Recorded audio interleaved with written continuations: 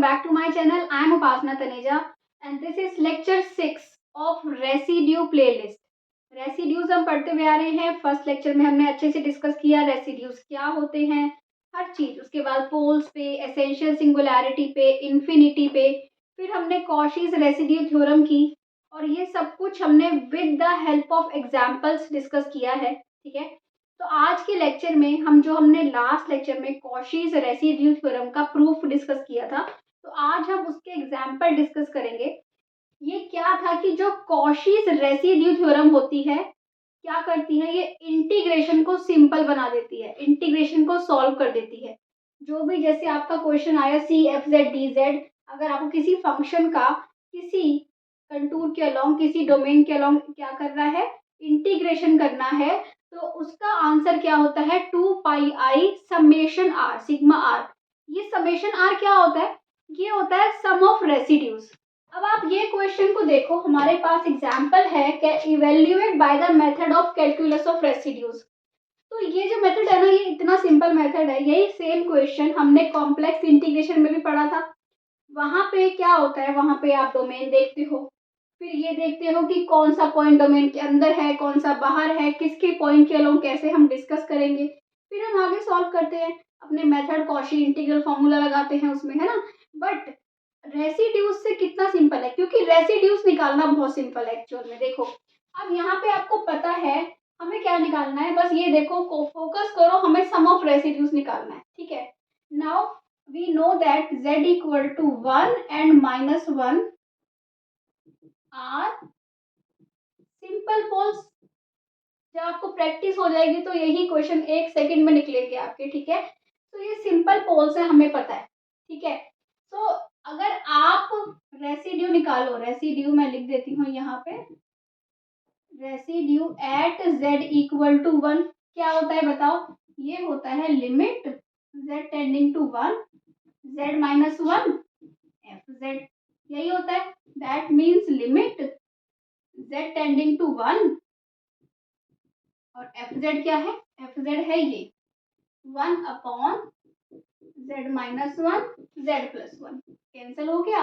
Apply करोगे 1 upon 1 plus 1 1 upon 2।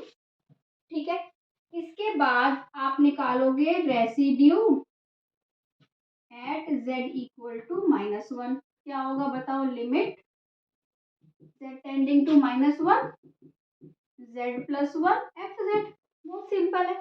ठीक है, limit z tending to -1 z plus 1 f z क्या है, ये है, कैंसल आउट हो गया। अप्लाई करो 1 upon -1 -1 1 upon 2 -1 upon 2। Now what is summation R, summation r is, suppose this is r1 and this is r2, summation r is this 1/2 minus 1/2 0। okay, now c f z d z क्या हो जाएगा, 2πi summation r की value क्या है, 0। तो integral क्या आ गया, answer क्या आ गया, 0। तो इस इंटीग्रल की वैल्यू अलोंग दिस सर्कल क्या है, 0 है। तो ऐसे कॉशी रेसिड्यू थ्योरम आपके क्वेश्चन को क्या बना देती है, बहुत ही सिंपल बना देती है। जस्ट रेसिड्यूज निकालो, उनका सम करो, 2πi से मल्टीप्लाई करो, आपका आंसर आ गया। ठीक है, तो आइए नेक्स्ट क्वेश्चन पे।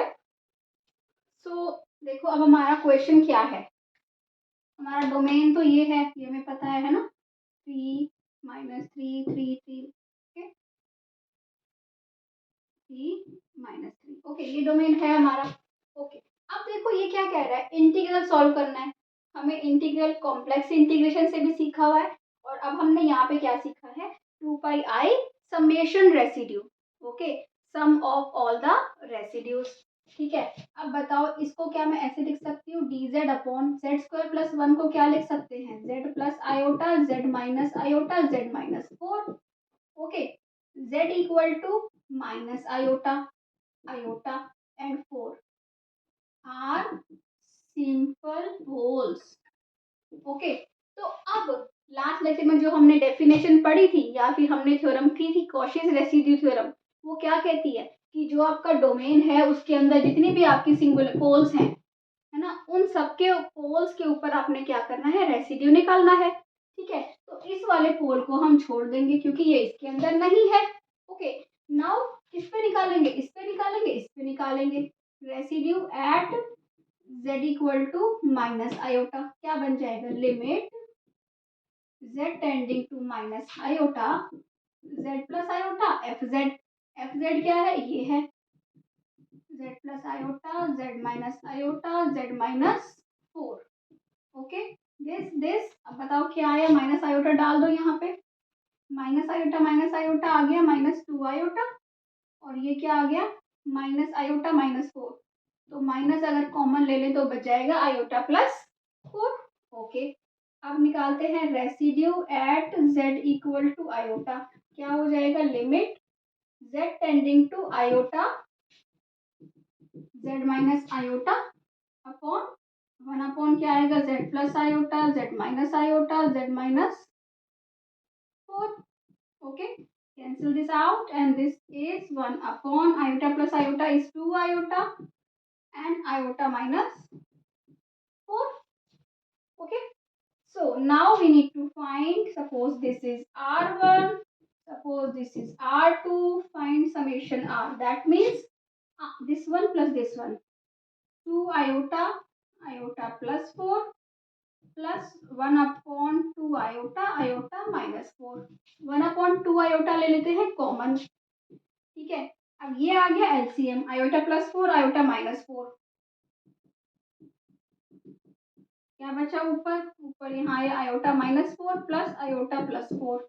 ठीक है, क्या आ गया, 2 iota upon 2 iota iota square -16। Okay, तो ये बचा 1 अपॉन आयोटा स्क्वायर क्या होता है, -1, -1 अपॉन 17, ये आ गया आपका समेशन आर। नाउ इस इंटीग्रल की वैल्यू क्या हो जाएगी, 2 pi i into 1 upon 17 minus का। हो गया क्वेश्चन। तो रेसिड्यू से क्वेश्चन करना बहुत सिंपल है। बस यहाँ पे देखो, मैंने अभी तक दोनों सिर्फ एग्जाम्पल दिए सिंपल पोल्स के। तो अब पोल किसी बड़े ऑर्डर का भी आ सकता है, तो वो हमें थोड़ा सा फॉर्मूला लगा के निकालना पड़ेगा। उसका फॉर्मूला ही बहुत सिंपल है। तो एक क्वेश्चन हम और कर लेते हैं।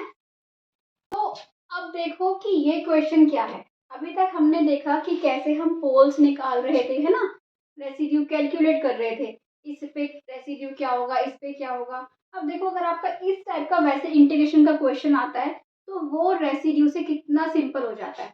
यहाँ पे बताओ एफ जेड क्या है आपका, एफ जेड देख लो, एफ जेड है z raise to power 4 E1 by z. हमें रेसिड्यू निकालना है। रेसिड्यू निकालने के लिए हम क्या करते हैं, एक्सपेंड कर देते हैं। अगर आप अपने फंक्शन को एक्सपेंड कर सकते हो तो that is the best possible way to find residue. ठीक है, देखो एक्सपेंड करो, e raise to power z का एक्सपेंशन क्या होता है बताओ, 1 प्लस जेड अप टू 100, यही होता है।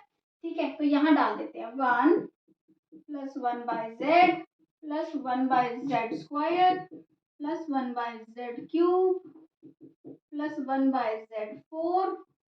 Okay, plus 1 by z 5।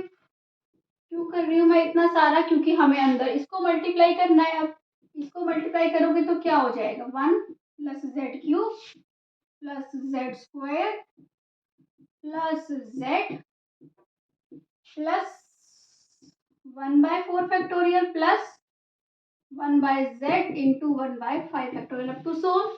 अब आपको पता है कि रेसिड्यू क्या होगा, यहाँ पे z इक्वल टू 0 पे रेसिड्यू मिल रहा है आपको, z इक्वल टू 0 पे एफ जेड का रेसिड्यू क्या मिल रहा है, कोफिशिएंट ऑफ 1 बाय जेड क्या मिल रहा है, 1 बाय 5 फैक्टोरियल। 5 फैक्टोरियल क्या होता है, 5 into 4 into 3 into 2 into 1, this is 20, 6 120। ठीक है, ये मिल गया आपको रेसिड्यू। अब एक ही तो मिल रहा है रेसिड्यू, सम ऑफ रेसिड्यू भी तो 120 ही होगा। ठीक है, तो बताओ इस इंटीग्रल की वैल्यू क्या हो जाएगी, see this is equal to 2 pi i into 1 this. ठीक है, तो answer is pi i by 60। Expansion करते ही ये तो मैंने करा तो इतना टाइम लगा। जैसे ही आप यहाँ पे सोचते, यहाँ पे ये देखते तो इतना मल्टीप्लाई करने की नीड नहीं थी, यहीं से ही आपको पता चल रहा था ये है ना, इसी स्टेप से। क्योंकि आपको पता है कि जब Z4 को 1/Z5 से करेंगे तो 1/Z मिलेगा। देखना क्या है आपको, 1/Z का कोएफिशिएंट, तो ऐसे आंसर आ गया। तो रेसिड्यू थ्योरम आपके क्वेश्चन को बहुत ही सिंपल बना देती है ना। सो आई होप आपको रेसिड्यू का टॉपिक अच्छे से क्लियर हो गया है। अगर आपको अच्छे लग रहा है तो प्लीज़ चैनल को सब्सक्राइब करो, वीडियो को लाइक करो, शेयर करो, और जितना आप अपने सोशल मीडिया पे अपने फ्रेंड्स के साथ या अपने कॉलेज में, स्कूल में, जहाँ भी कर सकते हो शेयर, तो शेयर कर दो please. I need that, I need your support. Thank you for watching, bye bye.